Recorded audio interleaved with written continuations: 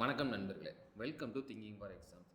இந்த சேனல் எதுக்கானதுன்னா, நம்ம state government exam, central government exam, அதுக்கப்புறமா ப்ரைவேட் ஜாப்ஸ் நோட்டிஃபிகேஷன் இருக்குல்ல, அதை பற்றின எல்லா டீட்டெயில்ஸும் இந்த சேனலில் நாங்கள் அப்லோட் பண்ணுவோம்.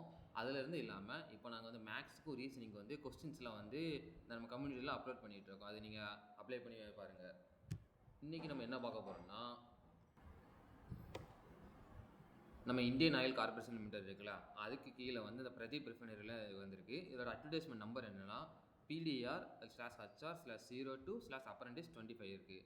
இந்த நோட்டிஃபிகேஷன் என்றைக்கு வந்திருக்குன்னு பார்த்தீங்கன்னா 28/11/2025 வந்திருக்கு. இது எதுக்கான நோட்டிஃபிகேஷன்? அப்ரண்டிஸ்க்கானது. டோட்டலாக இதில் வந்து நிறைய டிசிப்ளின்ஸ் இருக்குது. இந்த கோடை பாருங்கள், 101, 2, 4, 5 இருக்குல்ல. இதில் என்னென்னா apprentice attendant operator, chemical plant, fitter, apprentice and இது டிசிப்ளின் கெமிக்கல், இதே மாதிரி எல்லாமே இருக்குது. இதுக்கு குவாலிஃபிகேஷன்லாம் போட்டிருக்காங்க. 3 இயர்ஸ் பிஎஸ்சி, மெட்ரிகுலேஷன், ஐடிஐ, ஃபிட்டர்லாம். இந்த இதை நோட் பண்ணிக்கோங்க. மொத்தமாக பீரியட் ஆஃப் ட்ரைனிங் வந்து 12 மந்த்ஸ், மொத்தம் 12 மந்த்ஸ் இருக்கும். அதிலே வந்து உள்ளே எத்தனை போஸ்டிங் இருக்குது, எந்த கேட்டகரியில் எவ்வளோவான இருக்குதுன்னு போட்டிருக்காங்க. தென் இதில் முக்கியமாக குவாலிஃபிகேஷன் பார்த்தீங்கன்னா, இப்போ நம்ம வந்து நம்ம 12th இல்லை கிராஜுவேட் டிப்ளமோலாம் முடிச்சிருப்போம். முடித்தவங்க என்னென்னா, அந்த ரெகனைஸ்ட் போர்டில் வந்து மினிமம் வந்து குவாலிஃபிகேஷன் வந்து 50% மார்க்காக எடுத்துருக்கணும். இதே வந்து அவங்க எஸ்சி இல்லை ST category or PWD category இருந்தாங்கன்னா அவங்களுக்கு 45% மார்க் வந்து போதும். இப்போ நம்ம ஐடிஐ குவாலிஃபிகேஷன் இருந்தாங்களா, ஐடிஐ படிச்சிருந்தவங்களுக்கு வந்து நமக்கு வந்து அதில் பாஸ் பண்ணால் போதும். அதில் ஒரு இது இருக்குது, எக்ஸப்ஷன் என்னென்னா ஃபுல் டைம் ஐடிஐ கோர்ஸ் பண்ணியிருக்காங்கல்ல, அவங்களுக்கு மட்டும்தான் உண்டு. என்னது பை NCVET/SCVT இருக்குல்ல, அதுதான் கன்சிடர் பண்ணுவாங்க. இப்போதைக்கு நமக்கு குவாலிஃபிகேஷன் இருக்குது தெரியுமா, நம்ம வந்து பார்ட் டைம் அல்லது கரஸ்பாண்டன்ஸில் டிஸ்டன்ஸ் ரீசன் பண்ணோன்னா அவங்க வந்து எலிஜிபிள் கிடையாது. அண்ட் இப்போ நம்ம வந்து அதோட ஹையர் பர்சனல் குவாலிஃபிகேஷன் இருந்தோம்னா, நம்ம சப்போஸ் இப்போ பிஇ இல்லை BTech, MBA, CA, LLB, MCA இருக்குல்ல, அது மாதிரி ஹையர் குவாலிஃபிகேஷன் இருந்துச்சுன்னா அதுக்கு நமக்கு அப்ளை பண்ண வேண்டாம், நாட் எலிஜிபிள். இது நமக்கான போஸ்ட் கிடையாது.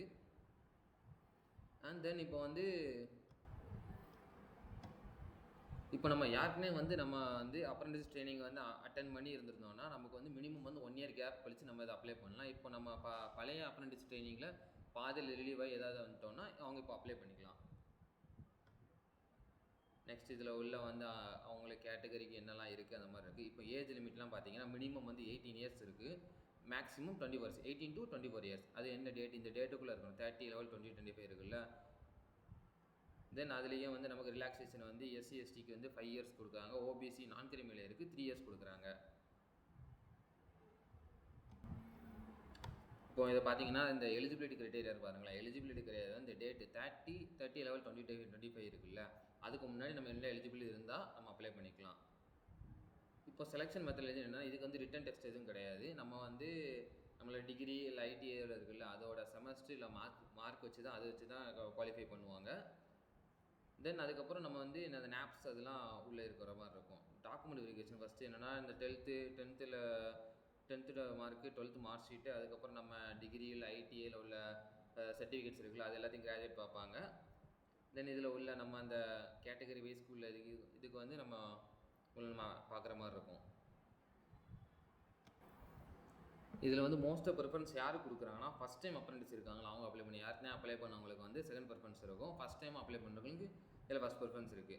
அண்ட் இதெல்லாம் முடிச்சதுக்கப்புறம் என்னென்னா ப்ரீ என்கேஜ்மெண்ட் மெடிக்கல் ஃபிட்னஸ், நம்ம இதுக்கான மெடிக்கல் ஃபிட்னஸ் வந்து மினிமம் குவாலிஃபிகேஷன் இருக்கான்னு எல்லாம் செக் பண்ணுவாங்க அந்த ஆக்ட் மூலமாக.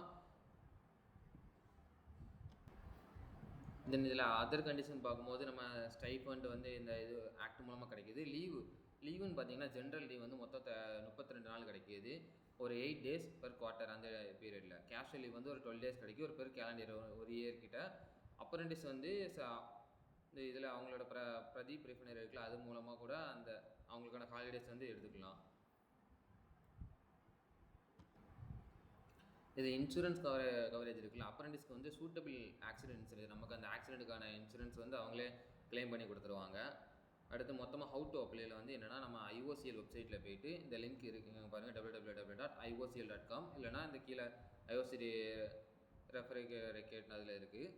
என்னைக்கு 28/11/2025 18/12/2025 வரைக்கும் இருக்குது. அதில் ஸ்டெப்ஸ் வந்து என்னென்னா, இப்போ நீங்கள் ஐடிஐ இல்லை 12th நான் டெக்னிக்கல் ட்ரேட்ஸ் இருக்குல்ல, அதுக்கு நீங்கள் அப்ளை பண்ணால் நீங்கள் வந்து நாப்ஸ் போர்ட்டல் அப்ளை பண்ணணும். இதே நம்ம டிப்ளமோ ட்ரேட்ஸ் இருக்குன்னா நீங்கள் நாட்ஸ் போர்ட்டல் அப்ளை பண்ணணும். தென் அப்ளை பண்ணி முடிச்சு எல்லாம் டீட்டெயில்ஸ் வந்து ரிட்டன் வந்து அந்த அஃபிஷியல் வெப்சைட்டில் போய் நீங்கள் நம்மளோட டீட்டெயில்ஸ் எல்லாம் கொடுக்குற மாதிரி, நம்ம மெயிலு, மொபைல் நம்பர், வேறு பாஸ்போர்ட் சைஸ் அப்லோட் பண்ணுற மாதிரி இருக்கும், சிக்னேச்சர், வேறு சர்டிஃபிகேட்ஸ் எல்லாம் அப்லோட் பண்ணுற மாதிரி இருக்கும். Step 1 step 2 compulsory. இதில் வந்து எல்லா டீட்டெயில்ஸும் கரெக்டாக கொடுங்க. இப்போ நான் கடைசியாக தப்பாக ஏதாவது டீட்டெயில்ஸ் தப்பாக இருந்துச்சுன்னா வந்து அவங்க வந்து நம்மளை அப்ளிகேஷனில் ஜாயின் பண்ணிக்கிற மாட்டாங்க. இம்பார்ட்டன்ட் டேட்ஸ் இதிலே பார்த்துக்கோங்க. Application NAPS and NATS portal வந்து 28/11/2025 இருக்குது ஓப்பனிங். சப்மிஷன் வந்து 18/12/2025. இப்போ நம்ம அந்த டாக்குமெண்ட் வெரிஃபிகேஷன் என்னைக்கு டென்டேட்டிவாக சொல்லியிருக்காங்க, 27/12/2025 வரைக்கும் சொல்லியிருக்காங்க.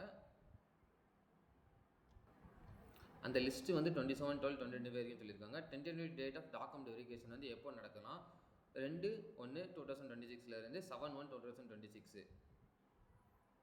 அதுக்கப்புறம் இதை வந்து எல்லாத்தையும் நம்ம இது நோட் பண்ணி எழுதுகிற மாதிரி இருக்கும். டிக் பண்ணிவிட்டு நம்ம இந்த இது கீழே பண்ணியிருக்கோம்னு சொல்லி நம்ம இதில் சைன் கொடுக்கணும். இதில் இன்னொரு பெனிஃபிட்னா, நீங்கள் எந்த ஒரு கேட்டகரியாக இருந்தாலுமே அதுக்கு அப்ளிகேஷன் ஃபீஸ் அது கிடையாது. அதனால் அந்த டேட் முடிஞ்சதுக்குள்ளே நீங்கள் அப்ளை பண்ணிடுங்க. மேலும் எதாவது டவுட்ஸ்னால் இதை கமெண்ட் செக்ஷனில் கமெண்ட் பண்ணுங்கள். நாங்கள் வந்து இதை கிளியர் பண்ணுறோம். மேலும் உங்களுக்கு இன்ஃபர்மேஷன் வேணும்னா திங்கிங் ஃபார் எக்ஸாமை சப்ஸ்கிரைப் பண்ணுங்கள். தேங்க்யூ.